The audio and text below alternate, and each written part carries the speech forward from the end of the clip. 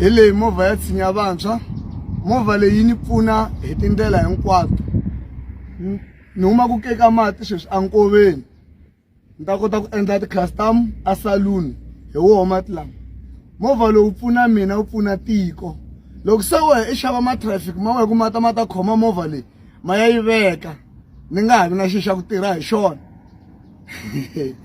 Hi mfolo leswi ni nga ta ku ndla swona, i ta za i koka tiphayiphi ti suka le ka mhana wa wena ti ni tisela mati laha kaya ka mehe.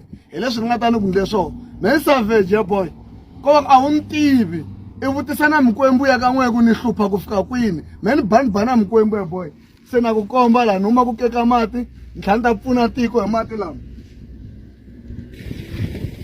Wa vona hi lama ma huma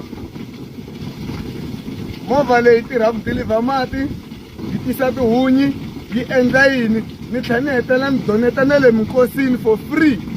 Wehe a wu tshama doneta nchumu, xa wehe ku doneta byala ka tinjanganja na gengenyana yaliya wehe. Ha swi tiva ku mi fika mi xava tisavana mi chulela ndzeni ka bodlela ra Hennessy. Mi chanisa ngopfu vafana, visiwana byi ta ku dlaya mfana. We a wu na mali xemu na ku tiva i xisiwana, wo va na laki ra ku i ri metro, mara metro lama ya nga la ka Mageba i tirhaka na wo hinkwawo ya akini ya famba hi timovha.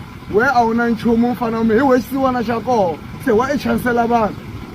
Ta ku karhata nkarhi wo leha mfana wa mina, laha nga huweli kona hi le makumu. Ni banibana mikwembu ya ka n'wina boy, loko se ni ku lave kahle ni ku kombela ka mikwembu. Swi hela na swintirho swa wehe nga swi tivi no i ta hanya yini. Mr. Greaseman sis.